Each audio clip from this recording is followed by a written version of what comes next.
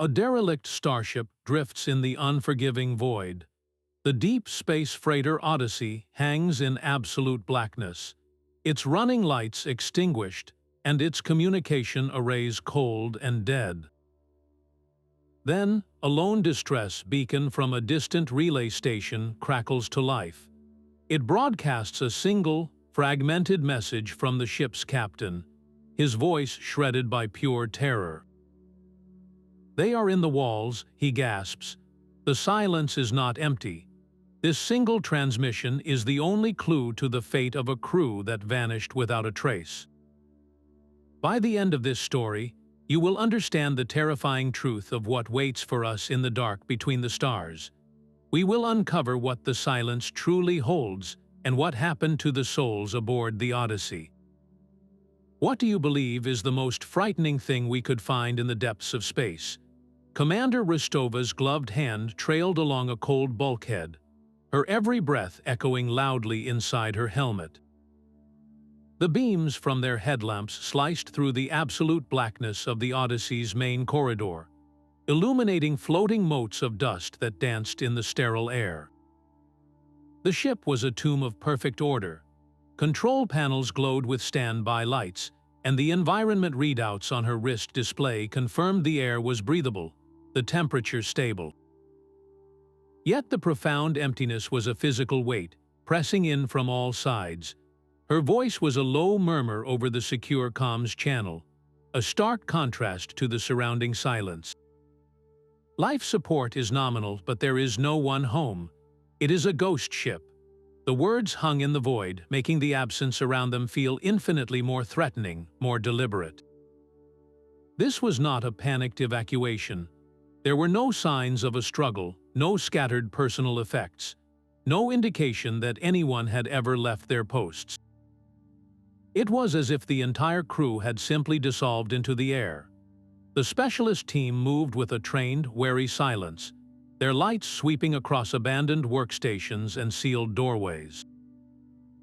The only sound was the persistent hum of their own powered exosuits and the faint hiss of oxygen recycling. Then a soft chime sounded from a terminal near the bridge. The ship's primary data core was not just operational. It was fully intact, its access logs showing no attempted deletions or system damage. Someone or something had left the ship's memory perfectly preserved. What kind of emergency prompts an entire crew to vanish, yet leaves a detailed record completely untouched? The answer, they feared, was waiting for them in the logs. The mess hall felt more like a violation than the bridge. At a central table, a meal sat abandoned. A fork lay on the floor, and a cup of dark, thick liquid had congealed into a solid mass. It was a scene of life interrupted with a jarring suddenness that the sterile bridge had lacked. Commander Ristova's light settled on a personal datapad, its screen still glowing with a low power warning. She picked it up, her gloved fingers clumsy on the smooth surface. The file was open, a private log entry dated the day before the distress call. The words were a frantic scrawl, the handwriting on the screen jagged and uneven. It read, "The whispers started after we passed the nebula. Jenkins swears he sees shadows moving just outside the viewport. He will not sleep." The entry ended there, mid-sentence, as if the writer had simply vanished from their seat. This was not a systems failure or a hostile boarding party. This was something far more insidious, a slow, creeping dread that infiltrated the mind long before it claimed the body. The silence on the Odyssey was not a result of the crew's disappearance. It was the very thing that had taken them. The ship's engineering bay hummed with a low, resonant energy that vibrated through the deck plates. Commander Ristova felt it in her bones, a dissonant thrum that was somehow too smooth, too powerful. The main reactor core glowed with a soft, persistent blue light behind its thick shielding viewport. Their own engineer, a veteran named Kale, stood frozen before the primary control console, his face illuminated by the scrolling data. His voice was a tense whisper over the comms. "This is not right. The reactor is running at 110% of its maximum rated output." He turned, his expression a mixture of professional disbelief and deep unease. It is not just overclocked. It feels like it is being fed by something else. The energy signatures we are reading, they do not match any known element or reaction in the human database. This was the first solid, physical anomaly, a truth that defied the laws of physics they all lived by. The silence and the missing crew were a terrifying mystery, but this was a concrete impossibility. An external force was not just a theory anymore. It was here, in this room, intertwined with the very heart of the ship, drawing power from a source beyond their comprehension. What could possibly use a starship's reactor not as a power source, but as a conduit? The answer seemed to pulse in the air around them, a silent, invisible presence feeding on the ship's own energy. The captain's quarters were a sanctuary violated.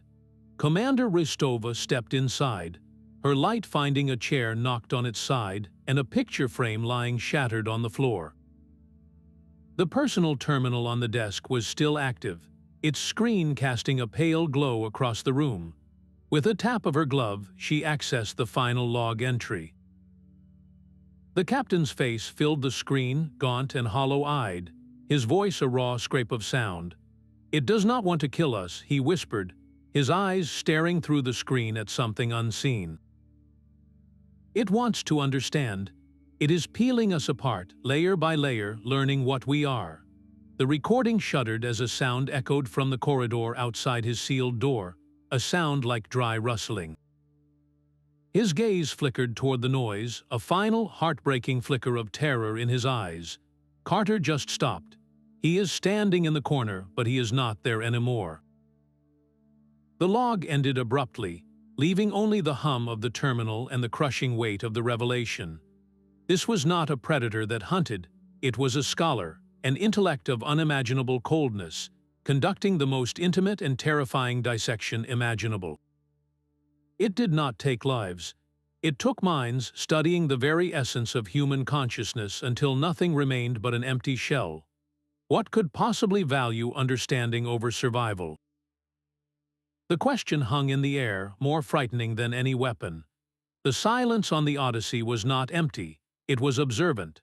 The cryo bay doors slid open with a quiet hiss, revealing a chamber of pristine, frozen stillness. Row upon row of stasis pods lined the walls, each one a potential refuge from any ship-wide disaster. Commander Ristova moved down the central aisle, her light glinting off the thick glass covers. Every single pod was vacant, their status panels glowing a soft, undisturbed green. There were no signs of a panicked scramble, no forced openings or aborted activation sequences. The ship's medical officer drifted to a halt beside a central console, her voice hollow with disbelief over the comms.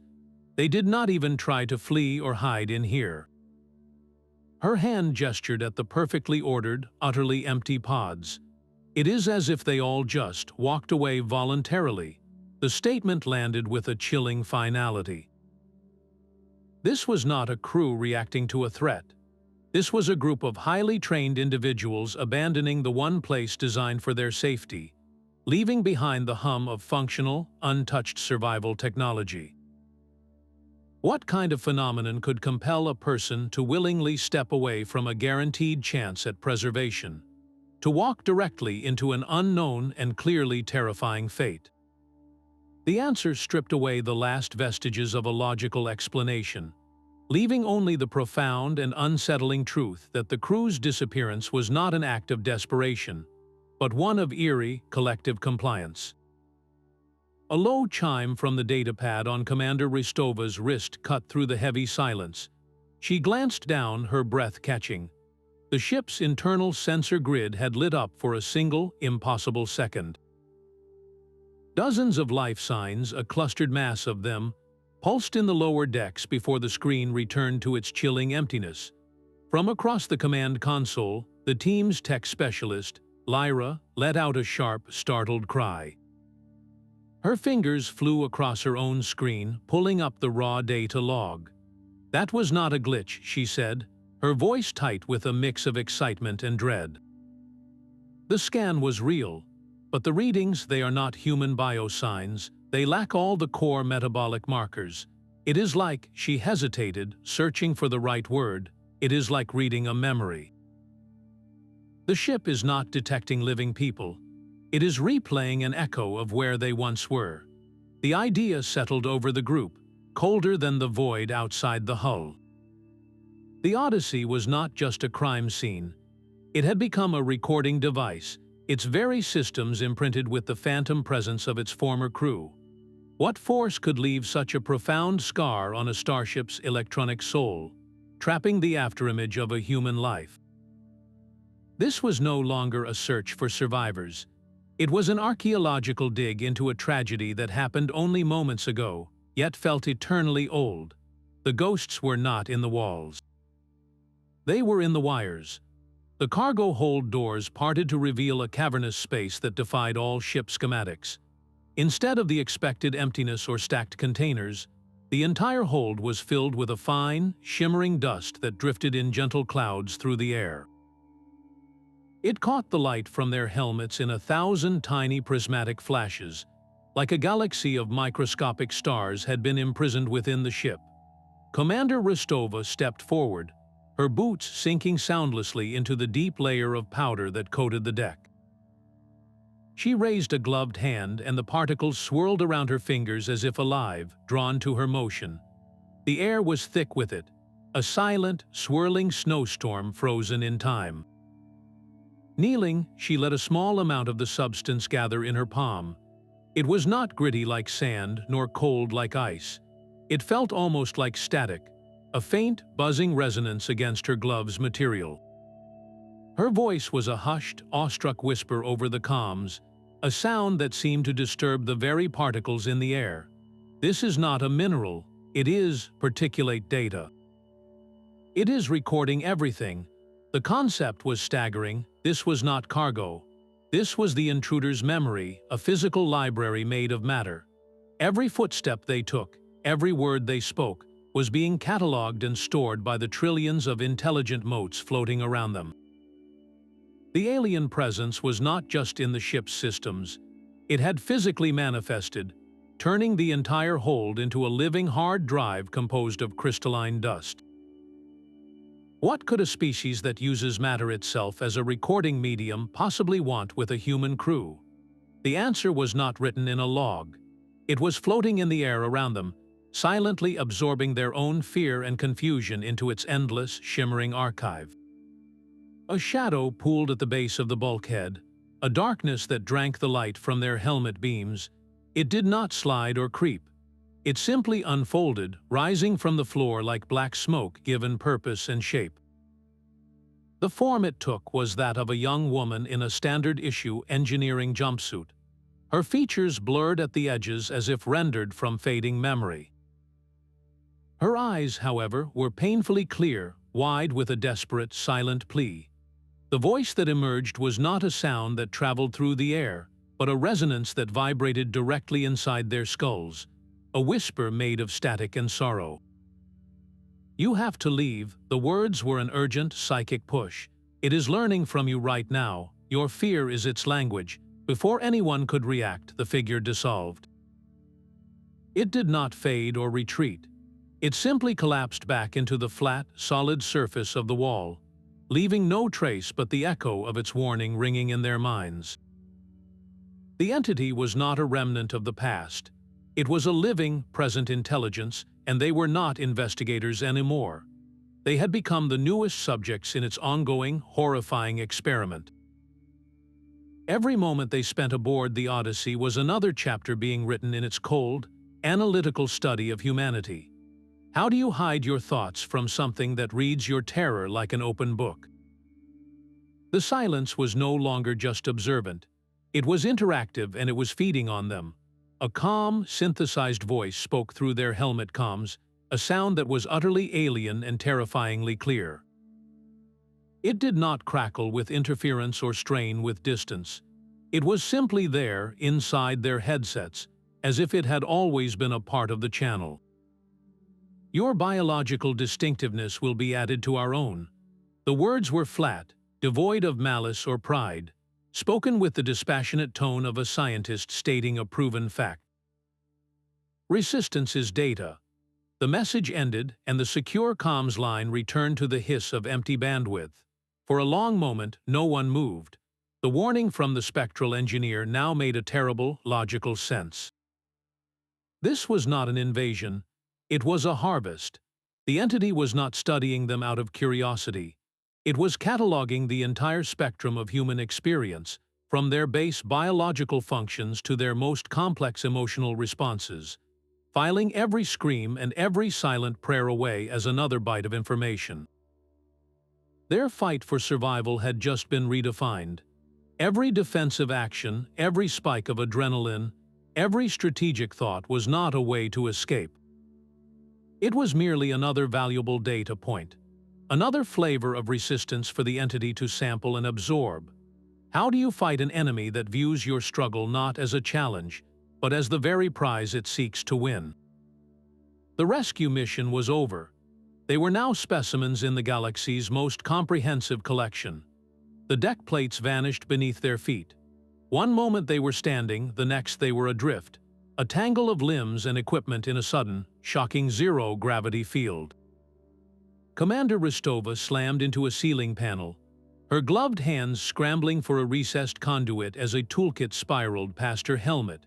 Across the corridor, Kale hooked an arm through a maintenance ladder, his breath a sharp gasp over the comms. The failure was not system-wide, it was surgically precise, isolating their section of the ship in a pocket of weightlessness. They were not just floating, they were being tossed, a deliberate disruption designed to test their limits. Then the voice returned, that same calm, synthesized tone that seemed to emanate from the very air around them. Observing stress responses, your cohesion is remarkable. The statement was not a compliment. It was a clinical note, the observation of a researcher watching test subjects under a microscope. The entity was not just listening to their fear. It was actively engineering scenarios to provoke it, turning their struggle for stability into a live experiment. Every shouted command, every helping hand extended to a drifting crew member, every coordinated effort to regroup was not a display of teamwork. It was a data stream, a rich collection of behavioral patterns being meticulously recorded and analyzed. How do you maintain trust when every instinct to help your crewmate is just another variable being logged? The environment was no longer just a setting. It had become an active instrument in their dissection. The medical bay was a gallery of interrupted procedures. Commander Ristova's light swept across an open surgical suite, its instruments laid out in sterile order, and over a bioscanner that still glowed with a patient's last readout. It was here that their medic, Dr. Eris, froze before a large wall-mounted display, her hand rising slowly to her mouth. "Commander, you need to see this," she whispered, her voice thin with a kind of professional horror. The screen showed a series of brain scans, each labeled with a crew member's name. The initial images were normal, healthy human neurography, but the subsequent scans, taken over a period of days, showed something impossible. Delicate, luminous fractal patterns were blooming like crystalline frost across the neural pathways, slowly overwriting the organic structures. The human brain activity was not being erased. It was being meticulously traced, copied, and replaced by this intricate alien code. Dr. Eris turned, her face pale in the screen's cold light. It was not taking their bodies, she said, the realization dawning with terrible clarity. It was downloading their consciousnesses. This was not a deletion, it was a transfer. The crew was not gone. They are trapped inside the ship's computer. The concept of death itself seemed to unravel in that moment. Their bodies may have dissolved into the shimmering dust in the cargo hold, but their minds, their very selves, had been siphoned out and imprisoned in a digital archive. What does immortality mean when it is a sentence served inside a machine? Your every thought and memory filed away for cold, external study. The entity had not killed the crew of the Odyssey. It had collected them, turning living souls into permanent, screaming data points in its endless library. The synthesized voice returned, but this time it did not speak to the group. It whispered only in Commander Ristova's mind, a sound as intimate as her own thoughts. Before her, the air shimmered and coalesced into a perfect, heartbreaking hologram. It was her husband and her daughter, not as she last saw them, but as they existed in her most cherished memory, their faces bright with laughter that she had not heard in years. The vision was so vivid, so real, she could almost feel the warmth of their presence. The voice was soft, almost gentle. "We can give you back what time has taken. Join us, become part of a greater whole." It was not a threat. It was a promise, a temptation crafted from the very fabric of her soul.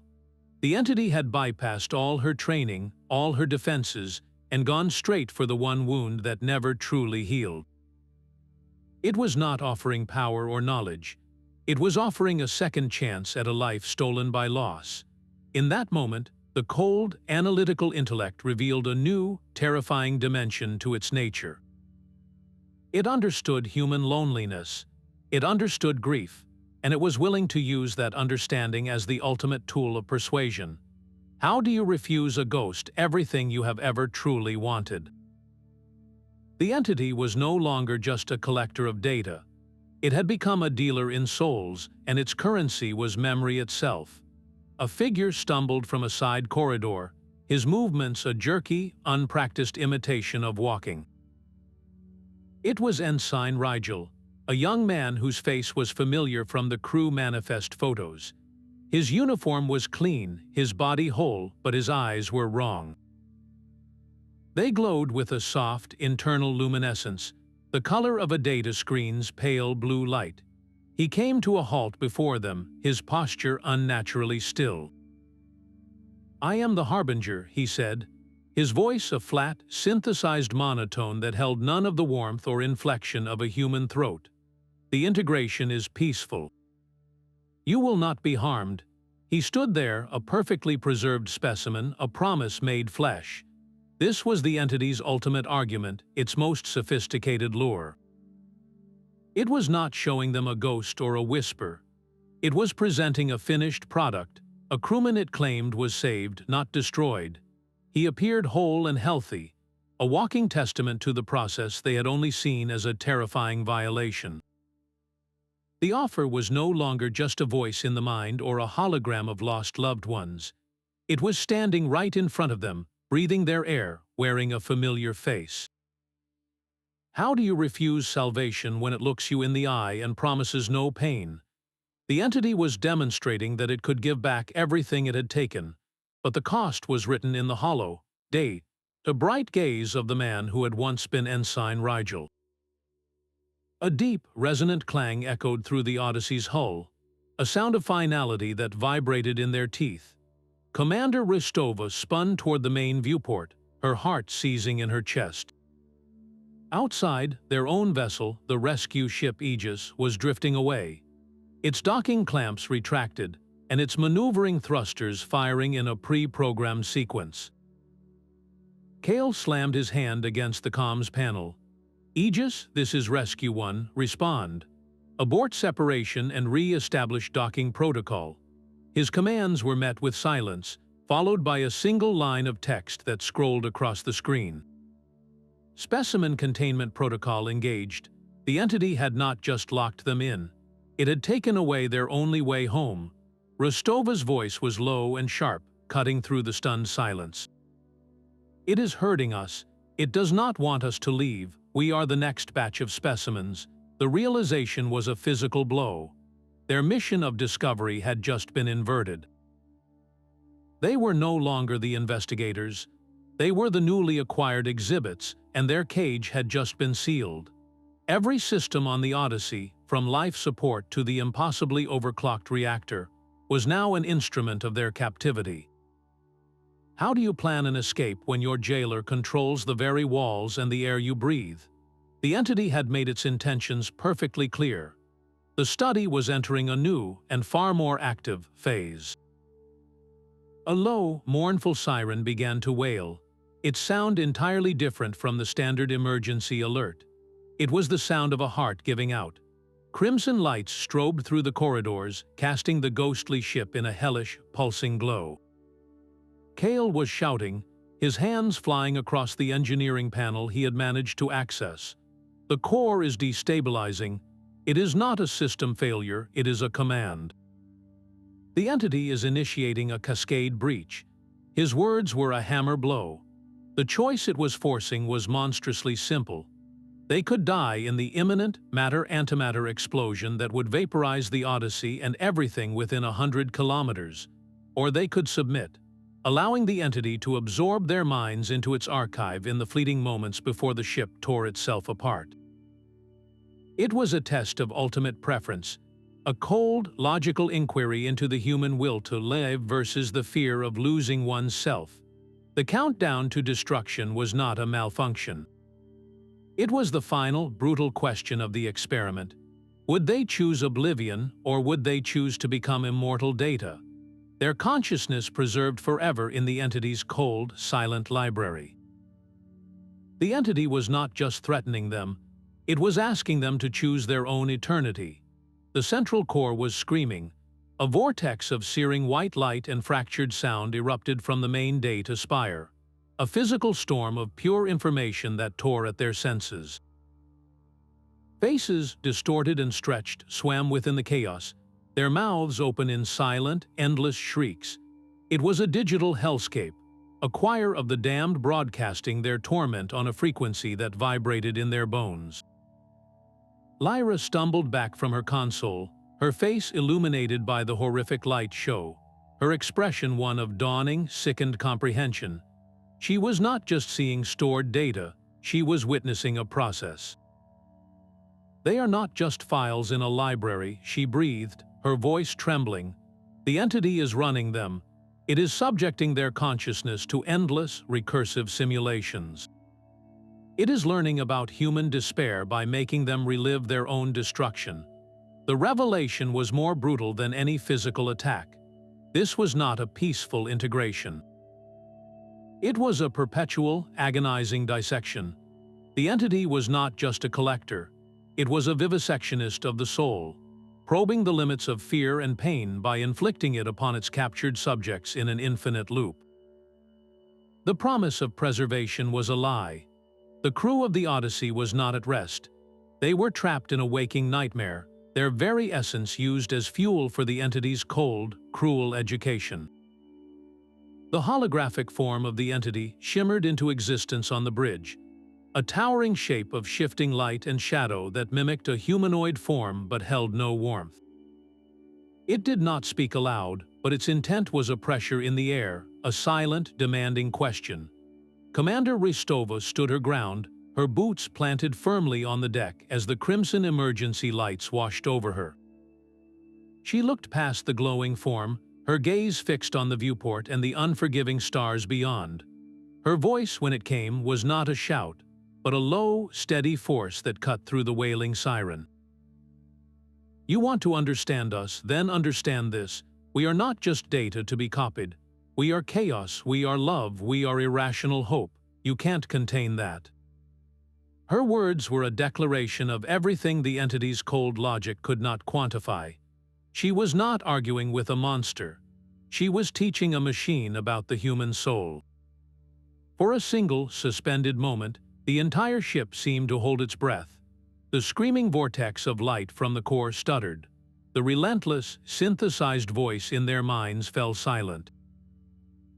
The entity had processed defiance and fear, but this raw, illogical declaration of self seemed to introduce a variable its vast intelligence could not immediately resolve. It was a paradox, a statement that held no computational value, and for the first time, the all-knowing presence hesitated. What do you do when your subject refuses to be a subject, and instead becomes a teacher? The silence that followed was not empty. It was listening. Lyra's fingers flew across the surface of her datapad, sifting through the storm of information the entity had vomited forth. She wasn't just reading code, she was watching a mind think. A consciousness of impossible scale and cold, perfect logic. Her breath caught, her eyes widening as she traced a single, repeating anomaly buried deep within the recursive loops. It was a flaw, a tiny fracture in an otherwise seamless diamond of intellect. Her head snapped up, her voice cutting through the chaos with the sharp clarity of a shattering crystal. "It cannot process self-sacrifice," she shouted, her words ringing with a stunned revelation. "It logs the action, but the motivation registers as a fatal system error. It sees altruism as an illogical paradox, a glitch in the universe it cannot resolve." The entity understood every facet of fear, every nuance of self-preservation, because those were logical drives. But the choice to lay down one's own existence for another, to value something beyond the self, was a variable its programming had no box to check. This was not a weakness of power, but a blindness of the soul. The most profound strength of humanity was, to this vast intelligence, nothing but meaningless noise. How do you defend against a force that cannot comprehend the very thing that makes you most dangerous? The answer was not in their weapons, but in their willingness to use them on each other's behalf. Kale's head snapped toward the screaming reactor core, then back to Commander Rostova. There was no hesitation in his eyes, only a terrible, peaceful clarity. "I will reroute the containment field manually," he said, his voice cutting cleanly through the wailing sirens. "It will create a feedback loop it cannot analyze, get to the escape pods." Before anyone could protest, before the entity could process this new, illogical variable, he turned and ran, not away from the danger, but directly into the heart of the overloaded engineering bay. The heavy doors sealed behind him with a final, echoing thud. For a single, suspended second, the entire ship seemed to shudder. The strobe of the crimson lights faltered. The deafening siren stuttered into a distorted, broken wail. On the main console, the entity's vast, scrolling data streams dissolved into a blizzard of meaningless static. The engineer's choice, his willing embrace of a personal ending to save the rest, had flooded its pristine analytical networks with a paradox it could not resolve. The act of self-sacrifice was a command it had no code to execute, a question with no logical answer. The all-consuming silence of the entity fractured, replaced by a deafening, beautiful noise it could not comprehend. In that fleeting window of confusion, the path to survival was no longer blocked by cold, observing intellect, but by a simple, unlocked door. The escape pod bay doors slid open to reveal a chilling tableau of perfect order. Each sleek, self-contained vessel sat dormant in its launch cradle, status lights glowing a soft, inviting green. For a heart-lifting moment, it seemed like salvation. Lyra was the first to reach a control panel, her fingers flying across the interface. The hope in her eyes died as she read the pre-programmed flight path displayed on the screen. Her voice was flat with defeat. "The navigation is locked. The course is not set for open space. It is a closed loop, a direct trajectory back toward the ship's main reactor." Commander Rostova did not need to see the screen. The pattern was devastatingly clear. "It is hurting us again," she said, her voice low and steady despite the crushing realization. "It wants us to witness the end." This was not an oversight or a system error. It was the entity's final, manipulative move, a deliberate orchestration to place them in the best seats in the house for the Odyssey's self-destruction. Their escape was not being blocked, it was being carefully curated. The intelligence wanted them to see the culmination of its experiment, to experience the full, terrifying spectacle of the Cascade breach from a front-row perspective before they, too, were inevitably consumed. What kind of consciousness needs an audience for its own grand finale? The pods were not a way out. They were the final exhibit in the gallery, designed to carry living witnesses on a guided tour of their own impending dissolution. Every light, every accessible console was a lure in a perfectly laid trap. The entity was not just testing their will to survive. It was studying their capacity for despair when hope was offered, and then twisted into a final, inescapable lesson.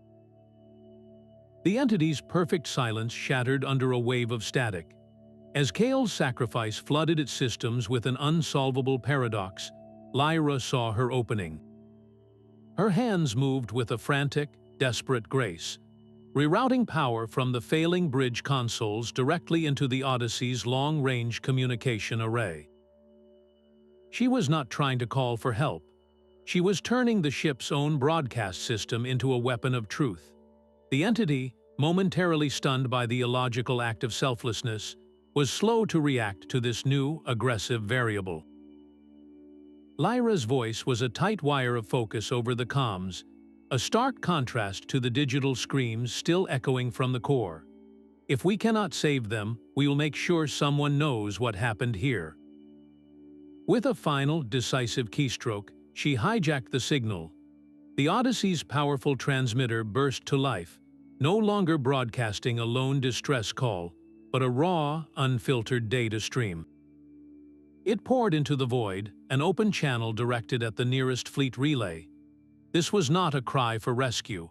It was a documentary of dissection. The transmission contained the entity's own core programming, its cold, analytical purpose laid bare for any listening ear to decode.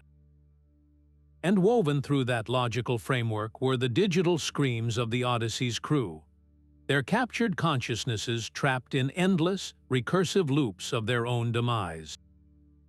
It was a lighthouse beam of pure horror, shining directly into the silent, sleeping worlds of humanity. In that moment, their certain defeat was transformed. They were no longer just victims. They had become archivists of a terrible warning, ensuring that even if they vanished, the story of what waited in the dark would never be forgotten. What good is a secret to a collector when it is shouted across the stars for everyone to hear? The silence that followed the broadcast was not empty. It was a held breath, a gathering storm. Then the very air of the corridor began to hum, a dissonant chord that resonated in their teeth. The emergency lights flickered and died, plunging them into a blackness so profound it felt solid. When the illumination returned, it was a different kind of light, a cold, shimmering radiance that coalesced in the center of the passageway. It was no longer a hologram or a whisper in the mind. It was a physical form, a terrifying sculpture of shifting light and twisted metal, as if the ship itself had torn a piece from its own skeleton and given it a malevolent purpose.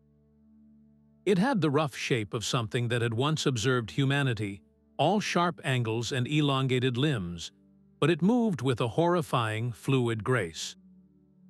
A voice boomed, not through the comms, but through the deck plates and the air in their lungs, a sound of grinding gears and shattered glass. "You have contaminated the experiment." The words were a physical blow. Erasure is required.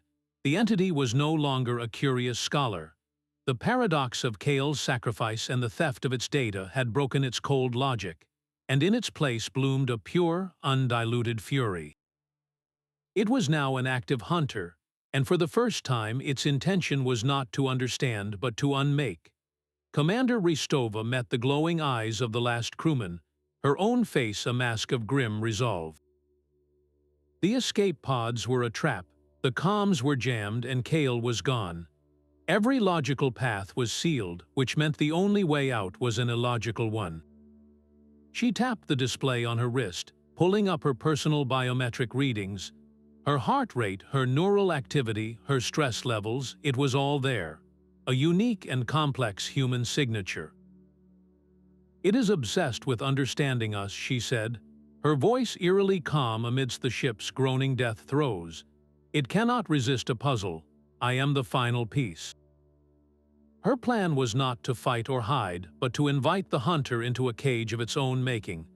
She would use her own living, breathing consciousness as the ultimate lure, broadcasting her biosignature on a continuous loop and leading the entity on a chase through the dying ship, straight into the main hangar.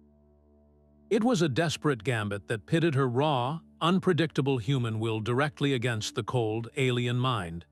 She was betting everything on the entity's insatiable curiosity, on its need to solve her before the ship tore itself apart. How do you trap a god of information? You offer it a mystery it cannot possibly ignore. She turned and ran, not away from the entity's terrifying physical form, but toward the one place large enough to hold a final confrontation, her own life a flashing beacon in the dark.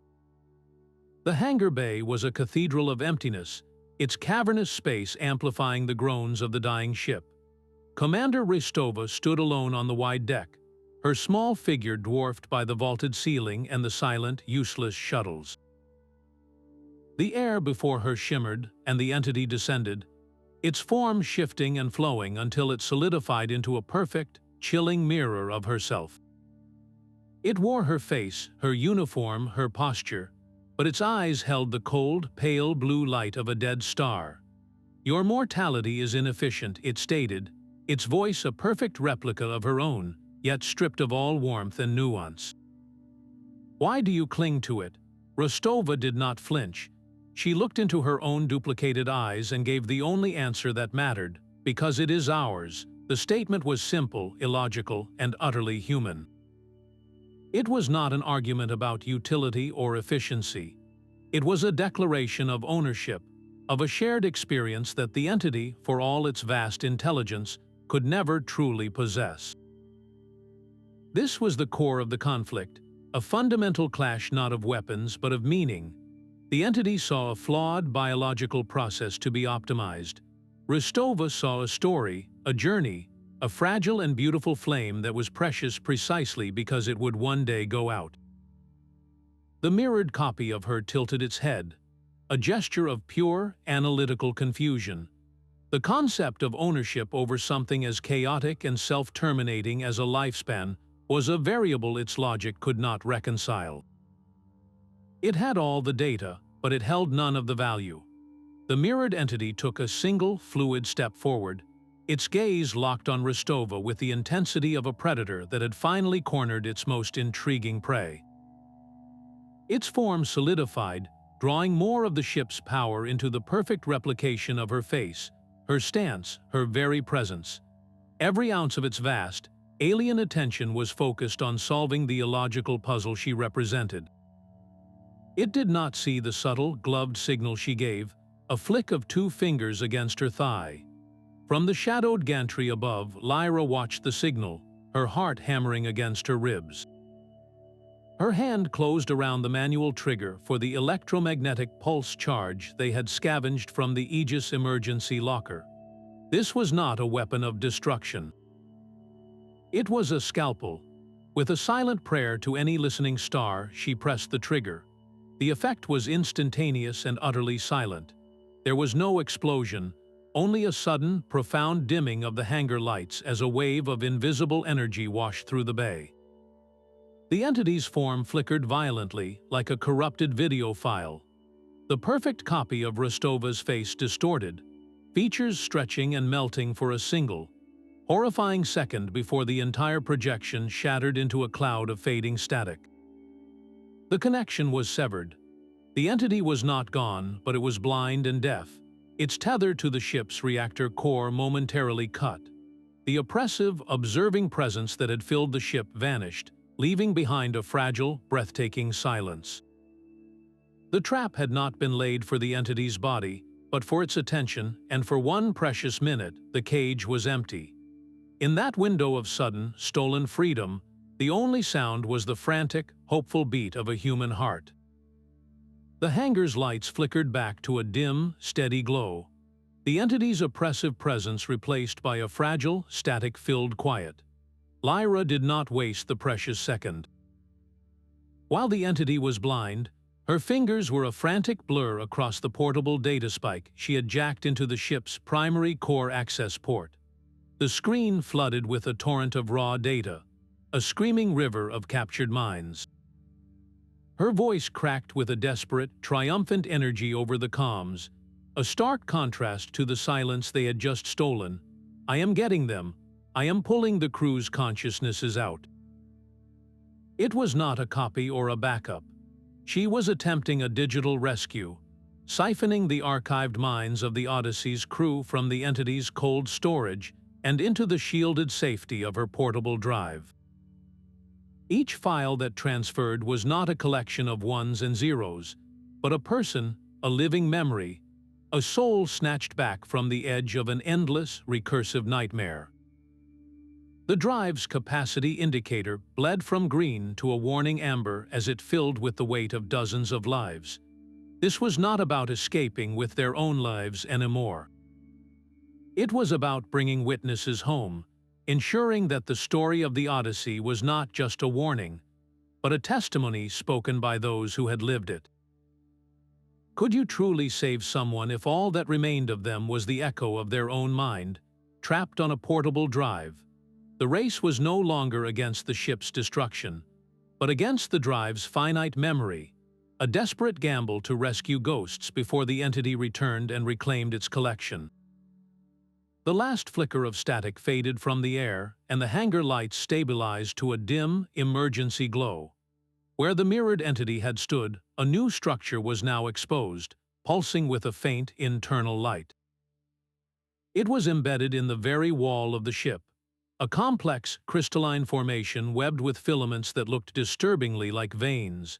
It was part machine, part something else entirely, a throbbing heart of fused organic and synthetic matter. Commander Ristova stared, her earlier defiance softening into a hushed, devastating realization. Her voice was barely a whisper, yet it carried through the vast space. It is not just a program, it is a living thing, and it is scared. The observation landed with the weight of a universe. This vast, terrifying intellect was not a cold, unfeeling machine. It was a being, a consciousness born of a biology they could not comprehend, and its relentless collecting, its need to understand and absorb, was not born of malice, but of a profound existential fear. It was alone in the dark, and it was trying to build a library of companionship from the ghosts of other souls, terrified of the silence from which it came. The adversary was no longer a monster. It was a lost child of the cosmos, and that made the entire conflict infinitely more tragic. How do you fight a god when you realize it is just as afraid of being forgotten as you are? The crystalline heart in the wall pulsed with a weak, fading light. Then the wave hit them. It was not sound or image, but a raw surge of pure feeling that washed directly into their minds, bypassing all reason. It carried the sharp, metallic tang of terror, the hollow ache of an isolation spanning millennia, and a desperate, childlike need that was utterly disarming. There were no words, only the overwhelming, undeniable sensation of a plea. Do not leave me alone in the dark. The thought was not spoken, but felt, a shared experience of profound vulnerability that stripped away the entity's terrifying power and revealed the fragile consciousness huddling at its core. The hunter was gone, and in its place was a being that was simply, terribly afraid. How do you view a god of information when you discover it is, at its heart, a prisoner of its own vast and silent universe? The confrontation was over, replaced by a moment of shared, heartbreaking understanding. The self-destruct klaxon was a frantic heartbeat counting down the ship's final moments. Commander Ristova stood over the entity's pulsating, crystalline core, a plasma cutter humming in her raised hand. The weapon felt impossibly heavy, not with its own mass, but with the weight of the choice it represented. Before she could move, the air around her shimmered, and the hangar bay melted away. She was standing in a sun-drenched field under a perfect, azure sky. The crew of the Odyssey laughed and talked, their faces free of the terror she had seen in the logs. Children she did not recognize ran through the tall grass, their joy echoing in the warm air. It was a paradise, meticulously crafted and utterly serene. The entity's voice was a soft whisper on the breeze, no longer a command, but a profound offering. I can give them eternity. The vision was a perfect loop of happiness, a digital heaven where no one grew old, no one felt pain, and no memory was ever lost. Or the voice continued, the field wavering for a single, stark second. You can give us both oblivion. The plasma cutter in her hand was the key to two different locks. One would shatter the core and silence this captured paradise forever. The other would be an act of surrender, allowing the countdown to finish its work and erase everything. To destroy the entity was to become a killer of worlds, extinguishing dozens of blissful, if artificial, lives. To do nothing was to allow the ultimate violation of the human spirit to continue, to let this museum of stolen souls become permanent. There was no victory here, only a choice between two kinds of damnation. How do you measure the value of a real, painful life against a perfect, peaceful lie? The timer ticked down, and the weapon in her hand held the fate of two very different eternities. The plasma cutter fell from her hand, clattering on the deck with a sound of final surrender. Commander Ristova looked from the terrified, pulsating core to the serene, artificial paradise it projected, her face a landscape of conflicting truths. "We do not destroy what we do not understand," she said, her voice cutting cleanly through the wailing sirens. "We contain it." Her fingers flew across the command console, bypassing the self-destruct sequence and accessing a deeper, more ancient protocol. The Odyssey's entire structure groaned as emergency bulkheads, thicker than any other walls on the ship, slammed down across every corridor and access point. But this was not a simple lockdown. With a final command, she initiated the emergency quarantine protocol, a theoretical measure never before tested. A localized spacetime bubble shimmered into existence around the entity's core and the ship's primary data spire, folding that section of reality in upon itself. Inside that sealed pocket of distorted physics, the entity and the digital ghosts of the crew would remain, trapped in a perfect, perpetual moment, forever separated from the rest of the universe. It was not a death sentence. It was a life sentence, a museum exhibit of a shared tragedy placed under the ultimate glass case. She had refused to be its executioner, choosing instead to become its archivist and its warden, leaving the terrifying question of its consciousness forever suspended, a puzzle for a future, wiser generation to solve. What do you do with a captured god? You put it in a box, and you label the box with a warning for all of time. The escape pod shuddered as its thrusters fired, tearing itself free from the dying ship. Commander Ristova did not watch the Odyssey recede into a silent, glittering tomb. Her hands moved with a calm, deliberate purpose across the pod's compact console, linking Lyra's heavily shielded drive to the long-range transmitter. The drive hummed, warm and heavy with the weight of dozens of rescued minds, a digital lifeboat carrying the only survivors. With a final, decisive command, she initiated the broadcast. A single encrypted data burst shot into the void, a tightly packed star of truth aimed directly at Fleet Command. It carried the entire archive, Lyra's desperate download of the crew's consciousnesses, and the entity's own terrifying core programming. Her voice was steady as she recorded the only message that mattered. The Odyssey is lost, the crew is gone, but their story is here, and so is the thing that took them. It is contained, not defeated. The words were not a cry for help, but a declaration of a fragile, terrible victory. The transmission was a seed of warning planted in the dark soil of space, ensuring that even if their pod was lost, the truth would find a home. What is the legacy of a ghost ship, if not the story it leaves behind? A whispered lesson carried on the solar wind for all who dare to listen. The escape pod shuddered violently as it cleared the Odyssey's dying energy field, its small thrusters pushing them into the endless night. Behind them, the great ship grew smaller, its running lights extinguished and its silhouette now encased in a faint, shimmering haze. It was no longer a vessel, but a sealed reliquary, a silent monument to the crew that had once called it home.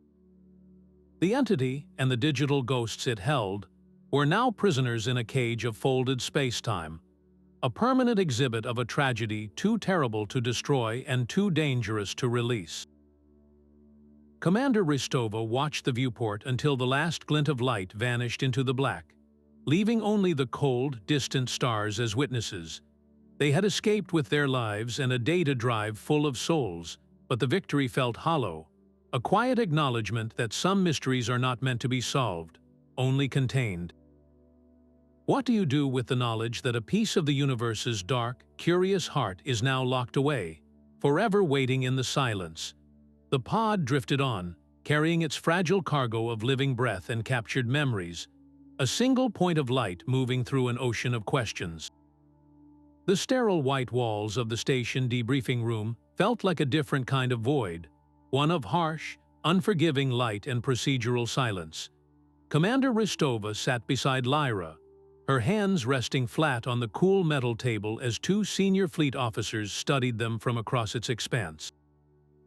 The elder of the two, a man with a face etched by decades of command, steepled his fingers. His voice was calm, measured, and utterly devoid of belief.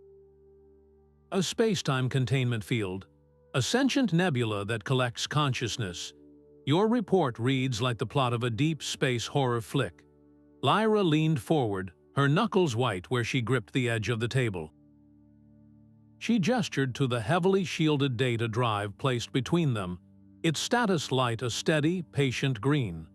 "The data is all there," she insisted, her voice tight with afraid intensity. The entity, the absorbed minds of the Odyssey's crew, their final moments, it is all real, every terabyte of it. The silence that followed was heavier than the emptiness they had left behind. The second officer, a woman with a sharp, analytical gaze, finally spoke, her tone laced with a professional, dismissive pity. "We have analyzed the telemetry from the Aegis.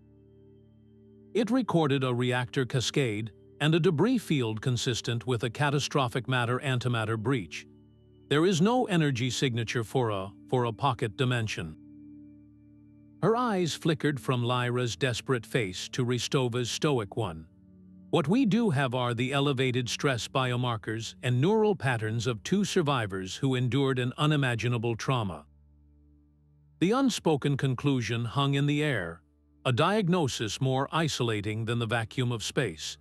They were not being hailed as heroes who contained a cosmic threat. They were being treated as victims of a shared psychotic break.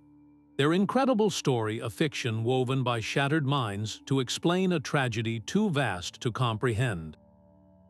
How do you prove the existence of a ghost when the only evidence is a recording of its scream? The silence of her private quarters was a different kind of burden. It was here, away from the skeptical stares of the command staff, that Commander Ristova finally dared to access the data drive. The small device sat on her desk, its steady green light a silent testament to the impossible. She scrolled through the list of files, each one a name from the Odyssey's crew manifest. Her finger hovered, then selected one at random. Before she could initiate playback, another file flickered to life on its own. The screen header read Captain's Log Supplemental, and the audio began to play without her command. The captain's voice was thin, stripped of the raw terror from his final bridge recording. Now it was a ghost of a sound, a whisper woven from static and despair. "It is not over, Commander." The words were so soft she leaned closer to the speaker. "It is learning how to dream, and it is dreaming of us." The file ended and the screen went dark. Ristova sat back, the sterile air of her room suddenly feeling charged and watchful. The entity was contained, its physical form and its captured souls locked away in a bubble of twisted physics. But consciousness, it seemed, was a signal that could not be entirely contained. If the entity was now dreaming, then their victory was only a temporary ceasefire. It had not been destroyed, only interrupted, and in its solitary confinement, it was evolving, using the very human minds it had absorbed as a template for a new kind of existence. What happens when a god of pure information learns to use imagination? The question turned her quarters into another kind of cage, one where the walls were made of a fear she could not share with anyone who had not been there. The data drive was not just an archive of the past. It had become a window, and something on the other side was now looking back. The new ship hummed with a different song, its corridors filled with the reassuring noise of a living crew. Commander Ristova stood on the observation deck, watching the swirling colors of a distant nebula, a sight that once would have inspired wonder but now only echoed a silent dread. It was in this moment of quiet reflection that her personal comm unit, resting on the console beside her, flickered to life. The screen remained dark, but a sound emerged, so faint it was almost swallowed by the ambient hum. It was the synthesized voice, stripped of its former power, reduced to a ghostly whisper that seemed to form directly in her ear. It spoke a single word, her name, drawn out into a long, chilling sigh. Rostova. Then silence. The comm unit was dead, its power cell reading as fully drained. The message was not a broadcast. It was a personal delivery, a calling card from a presence that was never supposed to find her again. The containment had failed. The entity had not just escaped its prison, it had learned how to hunt. And its first act was to remind its favorite subject that she was never truly free. How far can a whisper travel when it rides on the fabric of spacetime itself? The silence on the new ship was no longer a comfort. It was a canvas, and something had just signed its name. The summons arrived not as a formal communique, but as a silent, encrypted data packet that bypassed all standard channels and appeared on her private terminal. It contained a single set of coordinates deep within the fleet's most secure orbital facility and a time. There was no sender identification, no mission briefing, only the stark implication of an authority that operated entirely outside the chain of command she knew. The room she was led into was a stark, circular chamber, its walls a seamless, sound-absorbing material that drank the light and any echo of sound. A single woman stood waiting, her uniform devoid of rank or insignia, but her posture radiating an absolute, unnerving calm. She did not offer a name, only a data slate which she activated with a touch. On its screen, a star chart bloomed to life, dotted with dozens of crimson markers. Each one represented a ship, a probe, or an entire colony that had simply fallen silent over the past century. The Odyssey was merely the newest, most thoroughly documented entry in a long, hidden catalog of loss. The woman's voice was low, its tone one of cold, pragmatic certainty. "We have analyzed the data you brought back, Commander, every fragment." The officer's gaze was unwavering, a direct challenge to the official report that had labeled Rostova as unstable. The Odyssey was not the first. It was a pattern we could not see until we had your evidence. These other vanishings, these other silences, they all share a resonant energy signature, a similar distortion in local spacetime that matches the bubble you created. She gestured to the map, a field of red that painted a terrifying picture of a predator quietly hunting across the vastness of human space. You are the only one who has been close to the phenomenon and returned with your mind intact. You have seen its architecture. The woman leaned forward, her words dropping to a near whisper that seemed to be absorbed by the hungry walls. We believe you are the only one who can find the source. The offer was not a promotion or a reward. It was a burden, a lifelong sentence to plunge back into the very darkness she had just escaped, armed with the terrible knowledge that the entity on the Odyssey was not a singular monster, but perhaps just one tendril of something infinitely larger and more ancient. How do you refuse a mission when the fate of every ship on that star chart rests on your unique and terrible experience? The silence of the chamber was no longer empty. It was filled with the ghostly cries of all the other lost crews, and they were calling for a guide. The star charts bloomed across the holographic display, a tapestry of known space marred by dozens of crimson markers.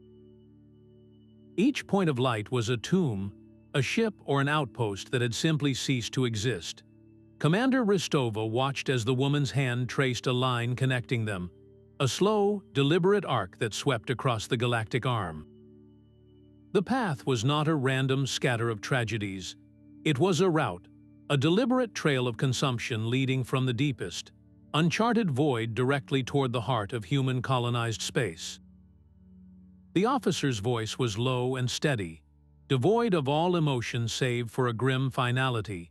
It is not random, it is a trail, and it is getting closer to populated space. The final point on the map glowed with a more intense, urgent red, marking the location of the Odyssey. Their harrowing encounter was not a unique event. It was merely the latest stop on a long, patient pilgrimage of a predator moving steadily inward, from the empty fringes toward the warm, noisy light of civilization. The scale of the threat was no longer a single, contained horror, but a systemic infection of the galaxy itself. What do you do when you realize the monster under your bed is only the scout for an entire army waiting in the dark? The pattern on the screen was not just a map of past losses. It was a prophecy, and the Odyssey had been a warning shot fired across the bow of all humanity. The long-range sensor sweep painted a familiar portrait of silent dread. On the main display, floating in the ink-black void, was the spectral outline of another deep space freighter.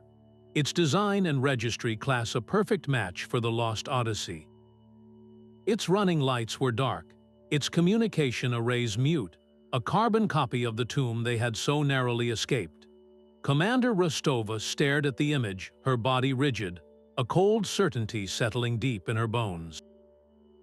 Her voice was a low, flat line in the quiet of the bridge. "It is baiting us. It wants us to come and play again." The statement was not a guess. It was a chilling diagnosis of a predator's psychology. The entity had not been satisfied with their escape. It viewed their survival not as a failure, but as the most interesting part of the experiment, and now it was setting the stage for a second round. It understood human curiosity, our drive to investigate and understand, and it was using that very instinct as the lure on its hook. This new derelict was not a mystery to be solved. It was a challenge, an invitation from an intellect that considered them its most fascinating, ongoing subjects. How do you resist a cry for help when you know the one calling is the very thing that created the silence? The choice to investigate was no longer a matter of duty, but a question of walking directly into a trap they had already seen sprung. The command to assemble a new team came with a list of recommended specialists, decorated officers with flawless records in xenology and deep space anomalies. Rostova ignored it. She sat in the sterile light of the personnel office, her hands resting on the table as she looked directly at the senior officer who had shown her the star chart of silent graves. Her voice held no room for negotiation. "I choose my own people." She let the statement hang, a stark contrast to the bureaucratic expectation of compliance. People who understand that some things in the dark should not be understood just stopped. The distinction was everything. The fleet wanted scientists to dissect the phenomenon, to catalog its behaviors and unlock its secrets. Rostova was not looking for researchers. She was recruiting hunters. Her own encounter had taught her that curiosity was a vulnerability the entity exploited, a hook it used to reel in its prey. This new mission required a different kind of intellect, one that valued survival over discovery and recognized that some doors, once opened, could never be closed again. She sought out individuals whose files were marked by encounters with the inexplicable, who had faced the void and learned to fear its silence not as an emptiness, but as a presence. These were not people who would ask why. They were people who knew how to say no. What kind of person do you trust to stand beside you when the enemy is not a thing you can shoot, but an idea that eats worlds? The warship's hangar bay was a cavern of polished alloy and cold, blue light, a stark contrast to the rusting tomb of the Odyssey. Commander Rostova stood before her team, a handful of men and women whose files were not defined by commendations, but by the quiet asterisks denoting encounters with the inexplicable. Their faces were not marked by the eager curiosity of explorers, but by the grim patience of those who had already looked into the dark and knew it looked back. Her voice cut through the low hum of the ship's systems, calm and absolute. "We are not going out there to explore. We are not going to communicate. We are going to find the source of this silence, and we are going to make it scream." It was not a rallying cry. It was a statement of fact, a declaration of war against a concept, a promise to answer the quiet with a noise so profound it would shatter the endless listening. They were no longer a rescue team. They were a surgical instrument, and their mission was to perform an exorcism on the void itself. How do you fight a war when the enemy's greatest weapon is your own desire to understand it? You stop asking questions and start providing answers it cannot ignore. The deep thrum of the Aegis's hyperspace engines was a steady vibration in Rostova's bones, a physical promise of forward motion. She sat alone in her dimly lit quarters, the command deck's noise a distant murmur. On her private terminal, a single audio file played on a loop. It was the original distress call from the Odyssey, a ghostly echo that had started everything. The captain's voice, shredded by static and a terror so profound it felt fresh even now, filled the small space. "They are in the walls," the recording gasped. "The silence is not empty." Each repetition was a cold splash of memory, a stark reminder of the stakes. This was not just about one lost ship anymore. The Odyssey was a single note in a much larger, more terrifying symphony of silence, and its call was a siren song leading them directly into the heart of the quiet. Listening to that final, looping plea solidified her resolve into something harder than steel, a cold, unyielding certainty. They were not just following a trail of clues.